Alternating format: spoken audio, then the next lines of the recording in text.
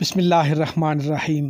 رمضان المبارک کی 11 تاریخ کا ایک بہت ہی خاص عمل آپ کو دوں گا۔ اگر آپ نے رمضان کی 11 تاریخ کو سورہ رحمان کے اس عمل کو اس طرح کر لیا تو آپ اس صورت کے عامل بن جائیں گے۔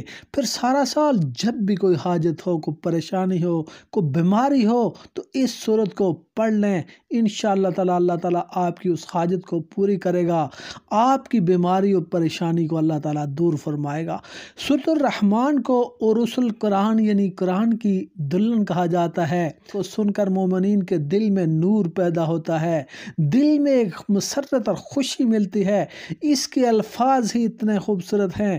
اللہ تعالیٰ بار بار فرماتا ہے فَبِأَيِّ آلَاءِ رَبِّكُمَا تُكَذِّبَانِ، تم اللہ تعالیٰ کی کون سی نعمتوں کو جھٹلاؤ گے؟ اللہ تعالیٰ کی بے شمار نعمتیں ہیں، اگر تم ان نعمتوں کو گننا چاہو تو نہیں گن سکتے۔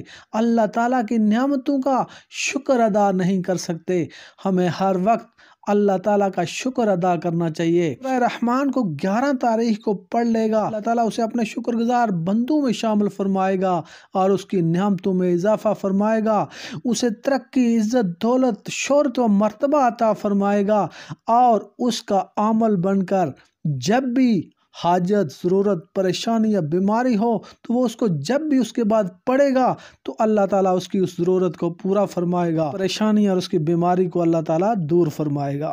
11 رمضان المبارک کی دن یا رات کو یکسوئی کے ساتھ بیٹھ کر سورۃ الرحمن پڑھیں، اور جب بھی اس آیت یعنی فَبِأَيِّ آلَاءِ رَبِّكُمَا تُكَذِّبَانِ پر آئیں تو اس آیت کو آپ 7 مرتبہ پڑھیں۔ جب بھی یہ آیت یعنی فَبِأَيِّ آلَاءِ رَبِّكُمَا تُكَذِّبَانِ آئے تو اس کو 7 مرتبہ پڑھیں، اور اسی طرح آپ سورۃ الرحمن کو مکمل کریں، اور آخر میں تبارک اسم ربک ذی الجلال والاکرام کو 41 مرتبہ پڑھنا ہے۔ اللہ تعالیٰ سے دعا کریں، جو بھی مانگیں گے انشاءاللہ وہ جو بھی دعا مانگیں گے وہ انشاءاللہ تعالیٰ قبول ہوگی۔